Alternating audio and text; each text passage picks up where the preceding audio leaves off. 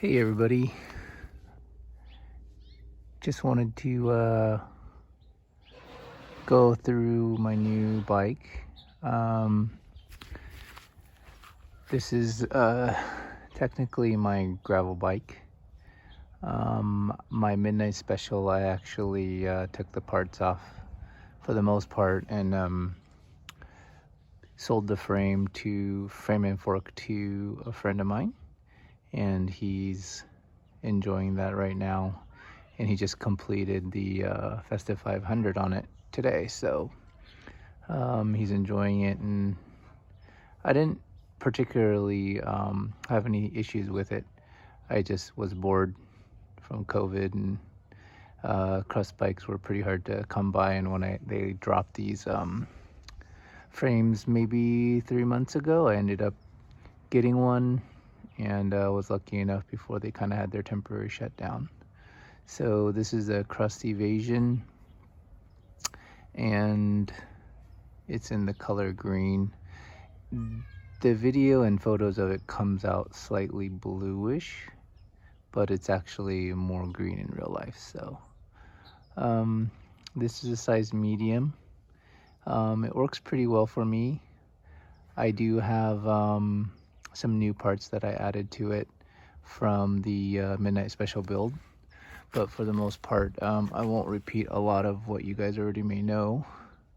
But I guess for new viewers, people who haven't seen it, I can kind of skim through them. So to start off, some of the new parts on this build are the stem.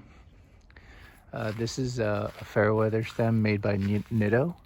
I got this from Blue Lug in Japan, and it's a 90 millimeter length stem, and for some reason I really just like this kind of built-in spacer look. And it's a little high, but I'm just kind of testing it out with different kind of positions of the handlebar to kind of bring it in or bring it out. And then another thing is, this is a new headset. I actually traded my old headset that was on the Midnight Special from a friend, and basically just did a clean swap. So this is kind of a light pink. It's like their breast cancer awareness from 2016. So it says Pretty and Strong 2006 on there. Another thing that's probably new since the last video is these bars. These are the Crust towel racks. The size of it is, I believe, a 61, and they measured that from the bar ends, from there to there. They actually don't feel super wide from the hoods. I want to say they're probably, like 55 centimeters wide. I was at a 46, so it's definitely wider, but it doesn't, the 61 makes it feel like it's really wide, which if you're in your drops, definitely has the width there. Also, I think these tires, I did an open boxing video on these, and I've probably put at least 300 or 400 miles on these so far. And these are the Ultra Dynamico Rosés. And in my review of the open boxing, I did mention that they did feel pretty thin, and they definitely are. One way I can notice is that the air does lose air. These tires lose air a little bit faster than some of the WTB models or Terravale models that I've owned on other bikes. But they're really supple. I haven't had any punctures or any issues with them thus far, so I guess the longevity of them will be still continued. Trying to think what else did I get on this bike. I mean, that's pretty much new, but you know, I have Head Belgium pluses. These are 650B. They're laced with Sapum CX rays and wide industry hubs. These are the CLD versions, so center lock disc on both the front and the rear. And king cages as usual. I have a Thompson seat post with a Brooks C13, has carbon rails. Let's see here. Bottom bracket, I just took off the Midnight Special, which is the Threadfit 30 in turquoise, and then also the crank. One thing I did have to do with the crank is this frame actually has mountain spacing. So the other Midnight Special has road spacing, which is 68 millimeters, and these are 73. So I had to get the spindle length for the mountain, which is for the M30. Which is about like $60. So that's one thing that I had to change. And then also these are, I had to get a post mount adapter for IS mount, IS to post. And on the rear, what's kind of unique about this bike is it actually has spacing for 148, which is boost spacing. However, talking with Matt over email, he did say that since this is a 142 spacing rear hub, he said just get an axle that is 142 and just clamp it down and it will be fine. And he's right, it's worked perfectly fine. And then the rear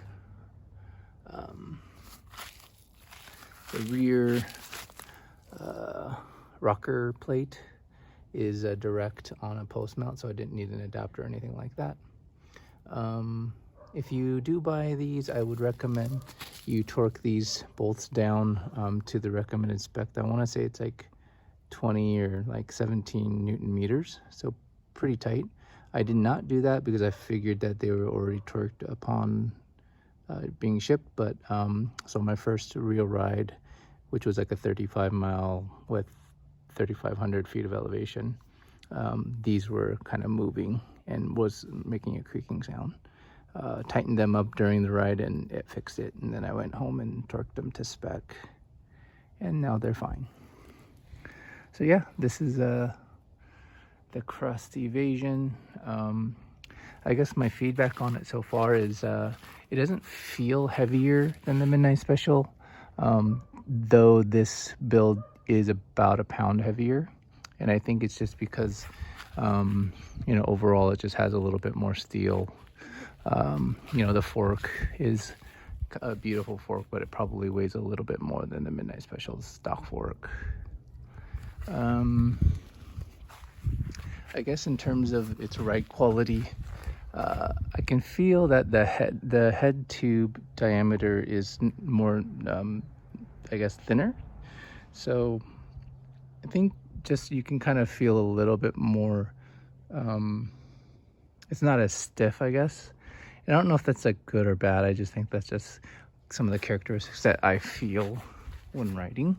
I guess it's kind of hard for me to tell because I haven't put a ton of miles on this bike yet, but it definitely doesn't have the quickness that the Midnight Special has, but I do feel like there's some comfort there. So maybe for longer rides, it has the ability to be a little bit more comfortable. I am a little bit more upright on it, for better or for worse. And yeah, I think overall, I think time will tell, but initially I really like it. There was nothing wrong with the Midnight Special, and just out of boredom, wanted to get some color in my life, and this was available, and it was a little bit more, but I think that's just kind of my boredom got to me. But other than that, I think that's really about it. That's the only kind of newish parts that I got. It does have the same rear derailleur, which is the Ultegra RX with the clutch, still the Ultegra shifters. So just pretty much new bars, new stem, new headset, and spindle for the bottom bracket was really all I had to do with some of the front brake adapter. So I think not really looking at particularly anything big to purchase for this bike. If I find some Paul axles through axles that fit this a little bit better. That might be an option, because you can kind of see these are from the Midnight Special, which requires a nut at the end, so this spacing there comes out just a little bit, probably like 2.5, 3 millimeters, and also on the rear too. So that's something to think about. If they kind of ever get back in stock with them, that might be an option too. But yeah, exciting to kind of do some bike packing and more gravel rides. I'm going to do a gravel ride this weekend, so we'll kind of get some more miles on it and hopefully come back with another review. Anyhow, thank you. If you like this video, give it a thumbs up, and we'll talk to you soon. Bye.